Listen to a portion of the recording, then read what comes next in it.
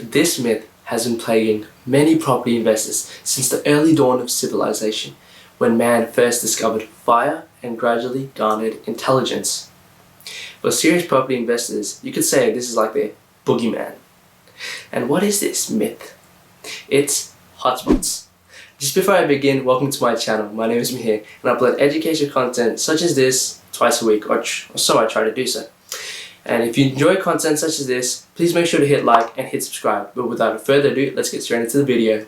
The Housing Industry Association, or simply HIA, publishes a yearly report highlighting the top residential properties that they refer to as hotspots all around Australia.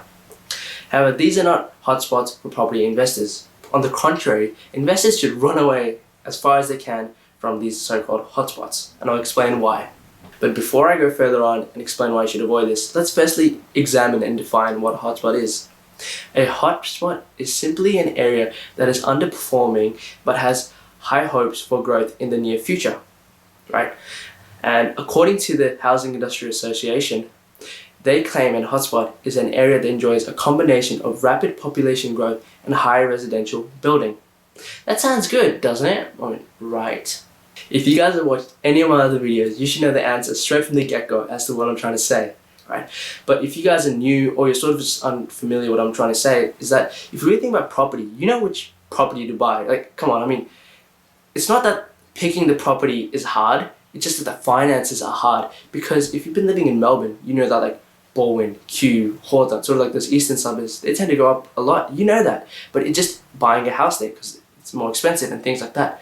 So if we really boil it down to the fundamentals, it's that a property, for it to grow and appreciate in value, all you need is great demand and low supply. I mean, it makes sense because if there's less supply, there's going to be greater demand, and like vice versa. So this is why these areas such as Balwyn, Hawthorn, Kew, all these eastern suburbs where there's low supply and high demand go up tremendously, as opposed to areas that are further out, maybe like Cranbourne, Pakenham, those sort of areas where they're building houses at a rapid scale. I mean, how would there be potentially demand if you have a surplus of houses? I mean, you know, they can pick which one to buy. Many first home buyers, they can be like, yep, I can pick that. There's a variety of options for them. Whereas in Balwyn, you don't have that. That's what I'm trying to say. It's supply and demand. To someone new to property investing, they could think what I said and what the HIA, the Housing Industry Association, is saying is pretty much the same. However, the difference is between like sky and day. There's a huge difference. I'll now pull up a table of the Housing Industry Association report along with their DSR, which is simply demand to supply ratio. And I'll also leave a link down to the blog where I'm getting most of this information, which is DSR blogs. One thing I want to state from the start is that this data is from 2016. So yeah, and you know.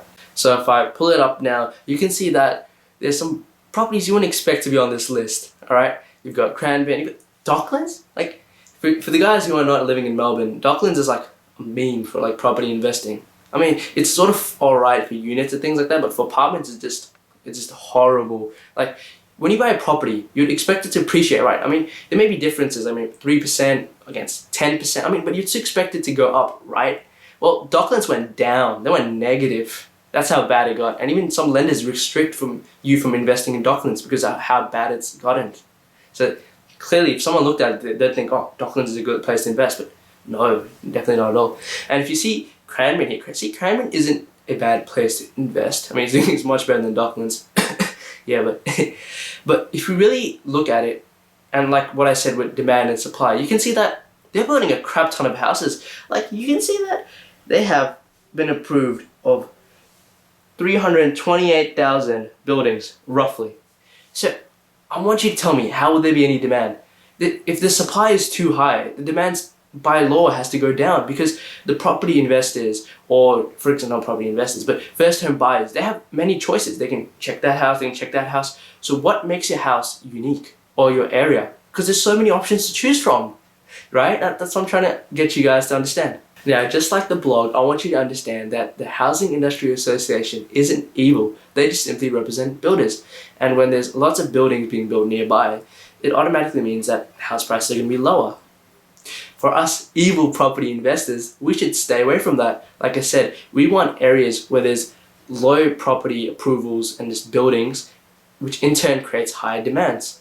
Simple as that. Even besides the Housing Industry Association, you may hear that you should invest in things such as mining towns from so-called analysts. And the thing is, they are correct that those mining towns do appreciate when there's a new project or something just new being built there, right? Because workers have to migrate there and have to find a place to live. It makes sense, but what happens when those workers leave? The mining town prices just, bam, they just crash, they go down hard, and then you have to sell for a loss, which is tragic. Hotspots are essentially short-term speculations, and if you really boil it down to its core fundamental, aren't you really just timing the market? The number one rule in stock market investing is to never, ever time the market, right? It's considered like a taboo, and they keep saying that timing the market always beats timing the market, and we've known based on facts that mutual funds who try to beat the market always lose.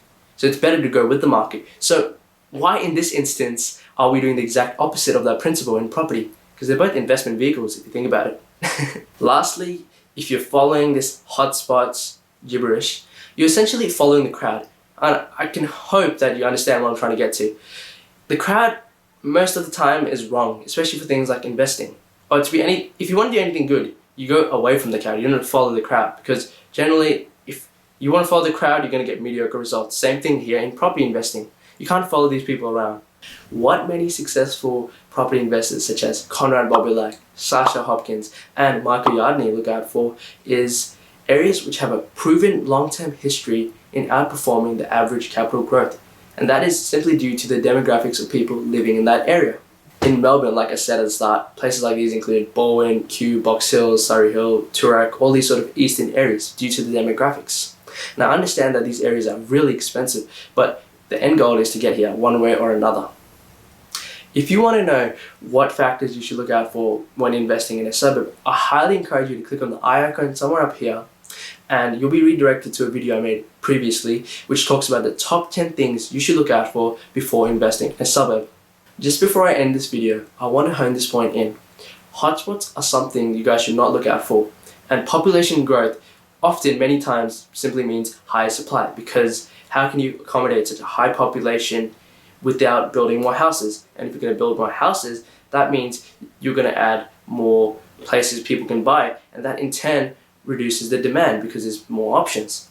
And that's how simple it really is. It's just the finances are the hard part. Otherwise the rest is quite simple and self-explanatory, in my opinion. If you enjoyed this video, please make sure to hit like and hit subscribe if you like my stuff, because I'm going to be uploading regularly. Besides that, thank you for watching, and I hope you have a fabulous day ahead of you. Goodbye.